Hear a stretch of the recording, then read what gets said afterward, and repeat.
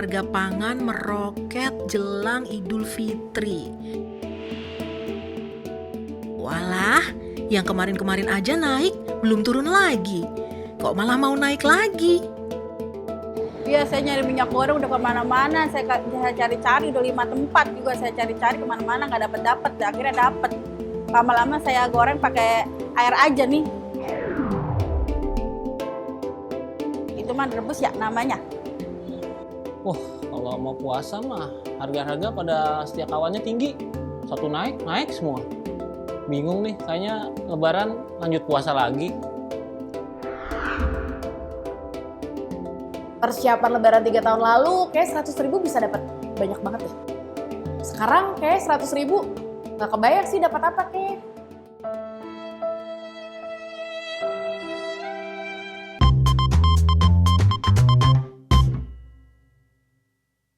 Lebaran sebentar lagi. Harga pangan kok naik lagi. Kalau komoditas pangan naik semua kayak begini, yang kena getahnya ya rumah tangga dan usaha kecil juga kan? Buat mengantisipasi, kita kayaknya perlu tahu deh, harga apa aja ya yang biasanya naik menjelang bulan puasa? Eits, sebelum dijawab sama pakarnya, subscribe dulu channel YouTube Chips ya. Memang benar, Bu. Jelang Ramadan dan Lebaran, harga bahan pangan selalu bikin pusing. Gimana mau nabung? Mau nyari lebihan aja susah kan ya?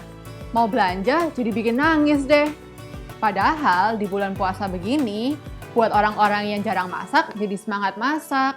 Apalagi warung dan rumah makan, biasanya kebanjiran pembeli tuh cari buka puasa. Seru kan cari-cari takjil? Nah, kalau Bu Makmur tanya harga apa aja yang naik, coba kita lihat datanya ya. Yang paling terasa sih biasanya daging sapi, bawang merah, bawang putih, cabai merah, cabai rawit, dan gula.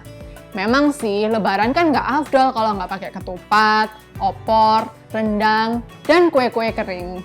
Nah, bahkan buah dan sayuran pun kadang-kadang bisa ikut naik loh harganya. Jadi kira-kira kenapa ya harga bahan pangan menjelang Ramadan dan Lebaran selalu naik setiap tahun? Pertama, ya karena permintaannya meningkat. Bahan pangan pasti laris manis buat ibadah Ramadan dan perayaan Idul Fitri.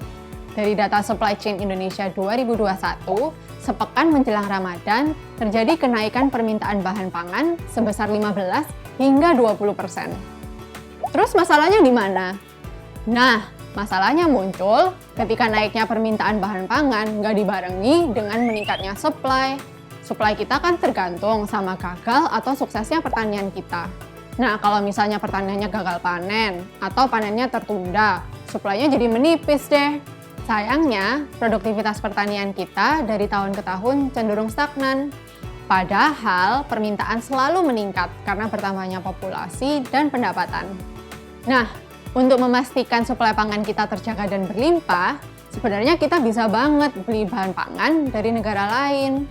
Impor pangan itu bisa menambah suplai dan menekan harga. Tapi, kebijakan perdagangan kita masih tertutup. Impor pangan saat ini dibatasi oleh pemerintah, seperti melalui kuota impor. Kuota impor. Kayak pernah denger sih. Semacam larangan impor ya? Agak beda sih, Bu. Sederhananya begini, kalau larangan impor itu melarang produk asing masuk ke pasar domestik. Sedangkan kuota impor diberlakukan untuk mengatur jumlah barang tertentu yang dapat diimpor ke dalam negeri. Kuota ini ditetapkan oleh pemerintah berdasarkan data supply dan permintaan. Kemudian, itulah yang dijadikan basis pemberian persetujuan impor buat para importir. Secara umum sih, kebijakan ini katanya dilakukan untuk melindungi industri dalam negeri dan produsen yang rentan. Tapi, kenyataannya, kuota impor malah membuat harga semakin melambung. Akhirnya, konsumen dirugikan. Industri dalam negeri dan produsen pun belum tentu diuntungkan.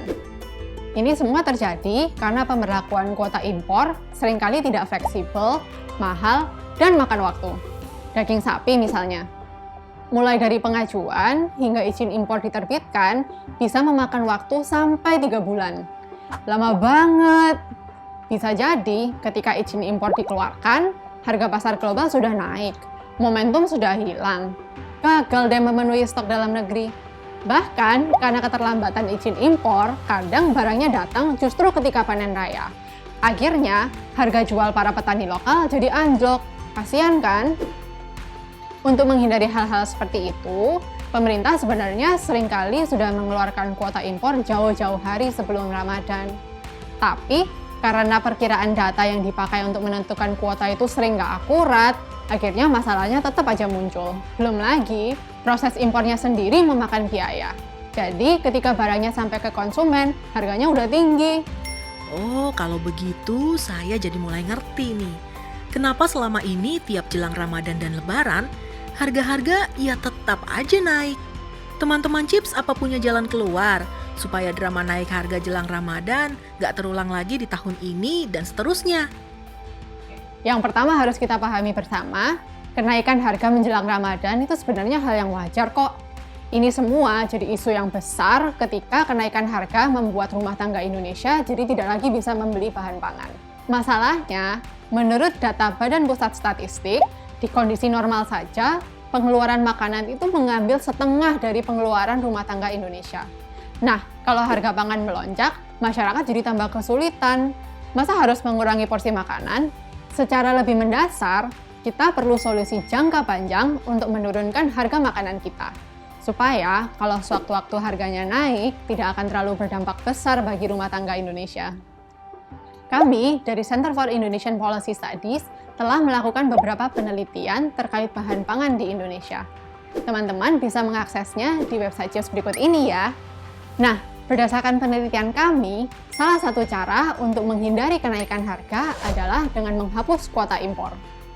Tujuannya adalah mempercepat pemenuhan kebutuhan dalam negeri, menjaga kestabilan harga, dan tidak perlu lagi menunggu intervensi pemerintah yang kadang-kadang butuh waktu lama untuk mengambil keputusan. Oh iya juga ya. Ya saya ikut mendukung deh. Semoga segera ada reformasi kebijakan seputar pangan dan perdagangan ya. Saya yakin banget masyarakat Indonesia udah kangen ngerasain harga bahan pangan murah. Soalnya kita semua berhak makmur, alias makan murah. Teman-teman juga bisa loh ikut berpartisipasi dalam kampanye hak makmur, alias hak makan murah. Untuk mendorong Bapak Presiden segera mereformasi kebijakan supaya kita bisa membeli bahan pangan dan makanan dengan harga terjangkau. Cukup dengan menandatangani petisi secara online pada link berikut ini.